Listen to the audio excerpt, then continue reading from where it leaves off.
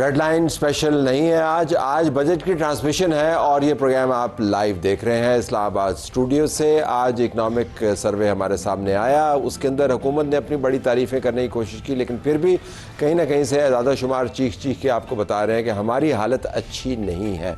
कल बजट सामने आएगा, दावे बड़े हैं, तवक्कुआत बड़ी हैं, लेकिन जो अहदाफ हैं वो हमारे सामने, इसको कहते हैं एनीमिक अहदाफ हैं, यानी इतने कम अहदाफ रखे गए हैं कि पाकिस्तान जैसी बड़ी मईशत के हवाले से आप देखें तो शर्मिंदगी होती है। अगर आप इंसानी तरक्की के ज़ाविये से मईशत को देखें तो मज़ीद आपको शर्मिंदगी होती है। गुर्बत की सतह पर आप कहाँ पर खड़े हैं, इंसाफ की सतह पर आप कहाँ पर खड़े हैं, तालीम पर आप कितना स्पेंड करते हैं, लोगों की एक्सेस रोड के ज़रिए कितनी जगह पर है, साफ़ पानी के पीने का पानी किसको मिलता है, जो नौमौलूद बच्चे हैं उनकी अमवात की शरह क्या है, ख़वातीन बिज़नेस के अंदर कितना इंटीग्रेट होती हैं, लेबर हमारी स्किल के लेवल पर कहाँ पे खड़ी है। तो ये तमाम अहदाफ जो हैं ये शर्मिंदगी का बायस है। हम ये जानना चाहते हैं कि कभी कोई ऐसा बजट भी आएगा, मौका बनेगा कि जब हम सोच पाएँ कि ये अवाम और ये मुल्क कुल्ली तौर पर तरक्की की राह के ऊपर दंदनाता हुआ आगे जाए। बहुत सारे हमारे सामने मिसालें मौजूद हैं। आज के प्रोग्राम में हमारे पास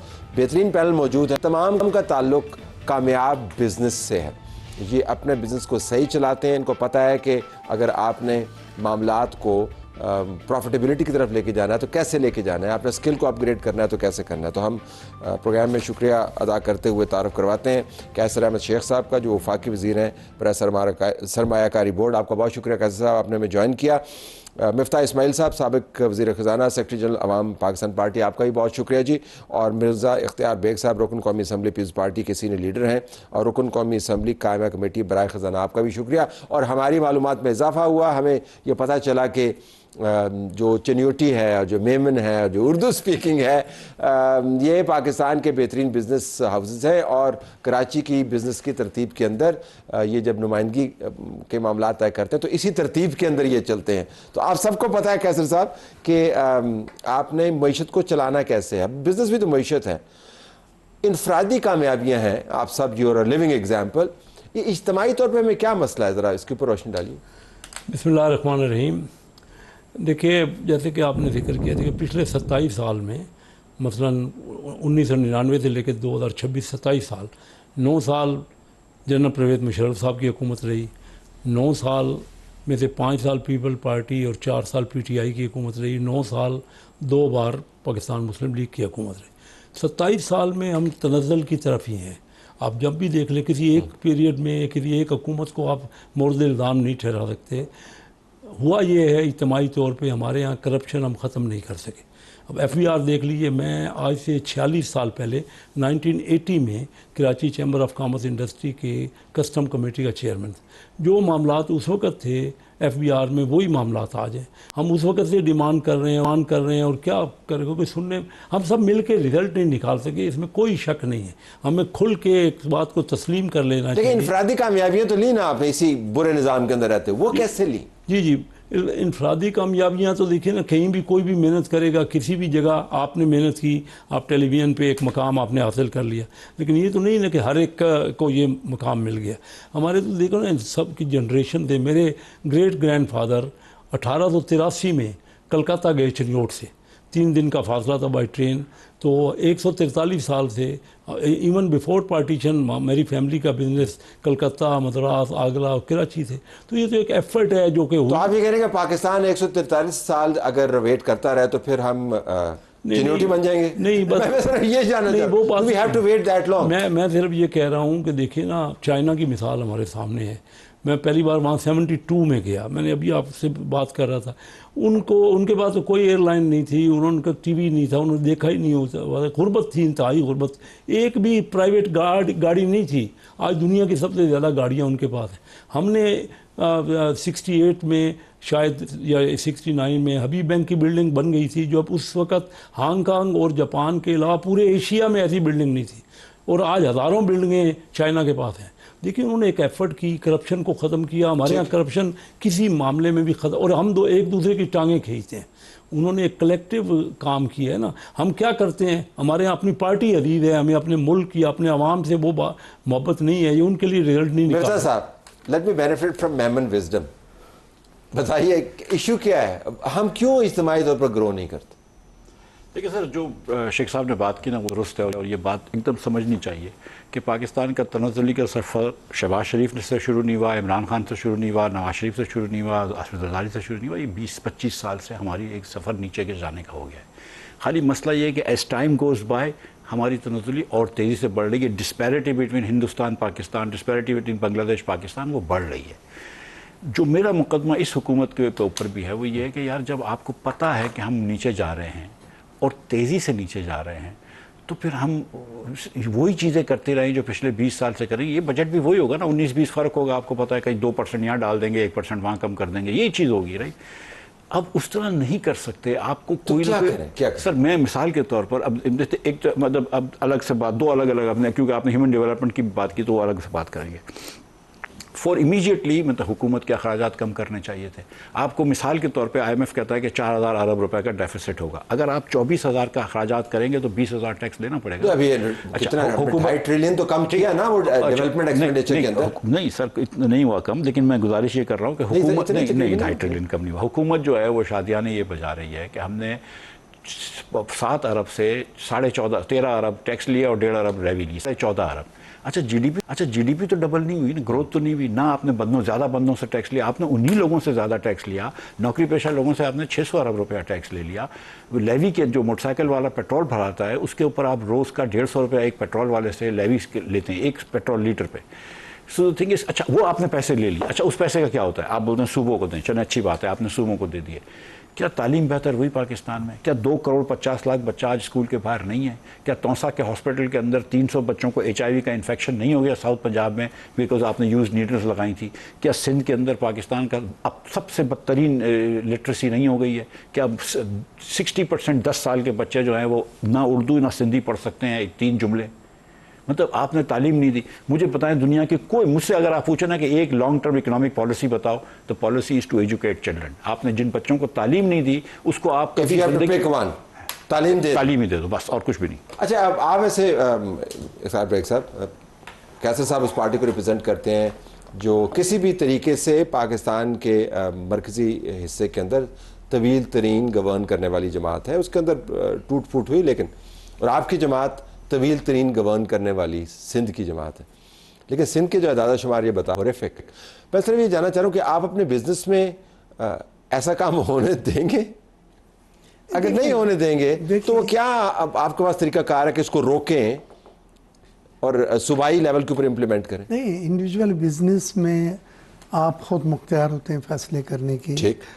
और आप बिजनेस और कंपनी के इंटरेस्ट में क्विकली फैसला करते हैं। फिर ये नहीं कि एडवर्टाइज कर रहा है और 60 दिन वेट करना है, और फिर ये सब रिस्ट्रिक्शंस नहीं होती। आप फ्री माइंड के साथ जो है बिज़नेस करते हैं।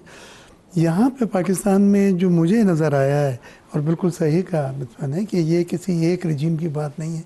ये अगर हम पीछे जाएं तो बहुत पीछे तक जाता है।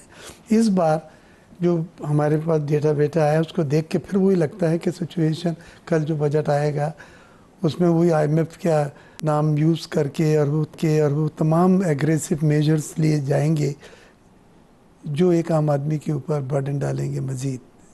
स्टेबिलिटी भी तो लानी है ना जी। फिर अब मैं आपका सवाल जो था ना, मैं सर चूंकि गैर मौजूद हैं फाइनेंस मिनिस्टर साहब, मैं वो आर्गूमेंट यूज़ कर रहा हूँ।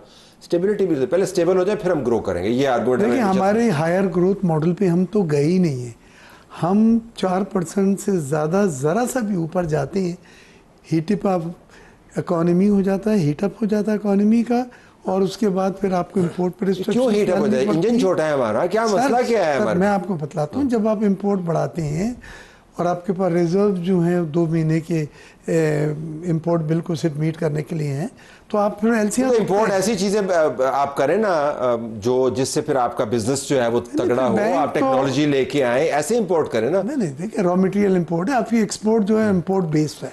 आपके रॉ मटेरियल आता है, डाइज हैं, केमिकल हैं। अगर आप एक प्रॉब्लम को आइडेंटिफाई करें तो वो क्या होगी पाकिस्तान के अंदर? हम क्यों ग्रो नहीं कर? जो है पॉलिसियाँ जो एडॉक मेजर कंसिस्टेंट पॉलिसीज नहीं है, वो सबसे बड़ा एक सेटबैक है। आई थॉट कि हमारी पॉलिसी की कंसिस्टेंसी हमारा प्रॉब्लम है, क्योंकि हम एक ही किस्म की पॉलिसी को चलाई जा रहे हैं। एक ही किस्म डिफरेंट चीज़ है, लेकिन आपकी एक रिजीम में पॉलिसीज आई, अब मिसाल के तौर पर सोलर पैनल के लिए आपने कहा कि जी लगाएं और नेपरा ने लाइसेंसेस दिए और लोगों ने बालियां बेच बेच के कर्जे ले लेके सोलर पैनल लगाए। आज सोलर पैनल जो 27 रुपए में ले रहे थे यूनिट, वो कहते हैं 9 रुपए में लेंगे और 10 साल का इसका रीपेमेंट बनाए आप। तगय्युर तबद्दुल प्रॉब्लम है या तसलसल प्रॉब्लम है जी, ये बताइए। मैं आपको बताऊं कि मनमोहन सिंह और डॉक्टर महबूब हक साहब बड़े गहरे दोस्त थे। मेरे महबूब हक साहब मरून से बहुत करीबी था।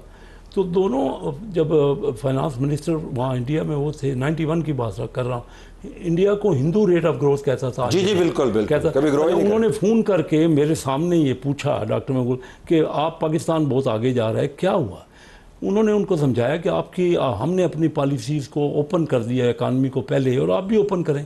तो आज हमने तो ये महबूबुल हक मरहूम जो है मनमोहन सिंह को बता रहे हैं कि आपने जी कि हमने पॉलिसीज़ को ओपन किया। ये मैं आपको फैक्ट उन्हीं की बात कर रहा हूँ कि मेरे बहुत करीब थे डॉक्टर महबूब हक।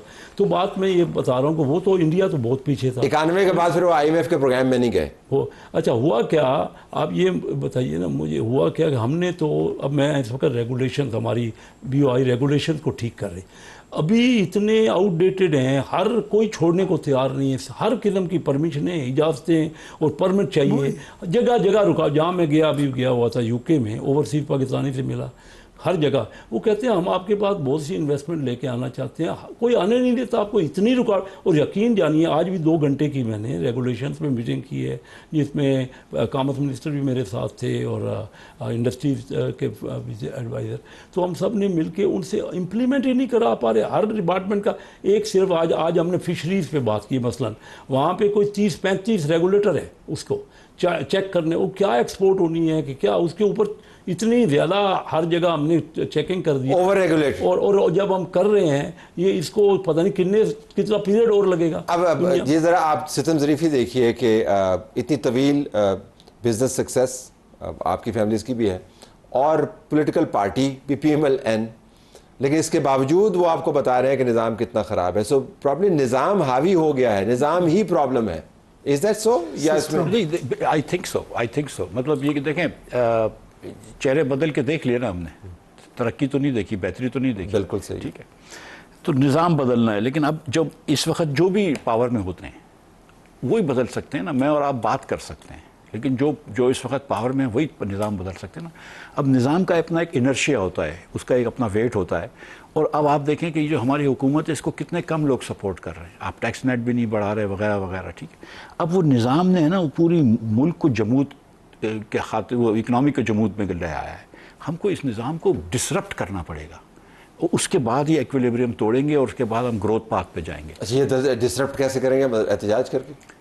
नहीं, डिस्टर्ब मतलब नहीं, हुकूमत को डिस्टर्ब करना पड़ेगा। हुकूमत कैसे डिस्टर्ब करेगी? वो तो निज़ाम तो उस पर हावी है। नहीं, देखें कैसर साहब जो बात कर रहे हैं, सुना नहीं, वो कह रहे हैं कि फिशरी के ऊपर 30 रेगुलेटर्स बैठे हुए हैं। कैसर साहब जो बात कर रहे हैं ये सही बात कर रहे हैं, ठीक है। रेगुलेशन जो है वो, ये इनके नीचे एक सेक्रेटरी होते थे, अब रहीम कुरैशी साहब, मेरे दोस्त भी हैं, वो भी बात करते थे यही कि हम रेगुलेशन कम कर रहे हैं, कुछ ना कुछ काम तो कर रहे हैं, ठीक है।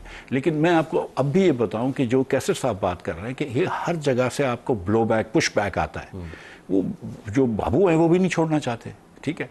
आप हुकूमत भी कम नहीं कर सकते। इस हुकूमत ने, मैं आपसे गुजारिश कर, इस हुकूमत ने, शहबाज शरीफ साहब ने आने से पहले ये कहा था मैं पेंशन रिफॉर्म्स करूँगा, नहीं किए। इन्होंने कहा था मैं राइट साइजिंग हुकूमत की करूँगा, नहीं की। इन्होंने कहा था मैं डिवॉल्व करूँगा चंद वजारतें जो कि सीरियसली वफाक दे चुकी है तहत उसके 18वीं तरमीम सूबों को, आपने डिवॉल्व नहीं किया, ठीक है।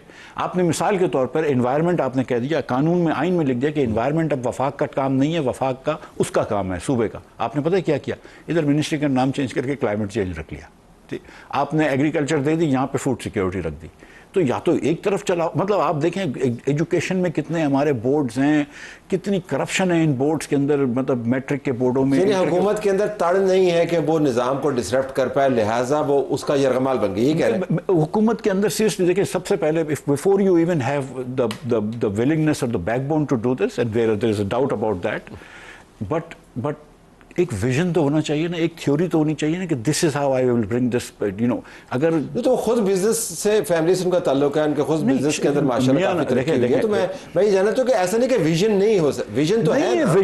विजन मतलब ये नहीं कि विजन उस तरह नहीं, मैं ये कह रहा हूँ कि विजन के इस मुल्क में यहाँ पे हम फंस गए हैं, हमको यहाँ जाना है और हमको ये झंप लगा के जाना होगा, ये जो समझ है ना, तोड़ फोड़ करके, डिसरप्ट करके, ये चीज़ें करके, ये नहीं। अच्छा, अगर आपने, मैं गुजारिश कर रहा हूँ, अगर आप मतलब वही 6, 7, 4, 5 सीनियर ब्यूरोक्रेट्स के इर्द गिर्द आपके होते हैं जो उन्होंने सारा सिस्टम में वक्त निकाला है, seriously, I mean come on, you know, I mean Sindh में तो आपके पास जो कह रहा हूँ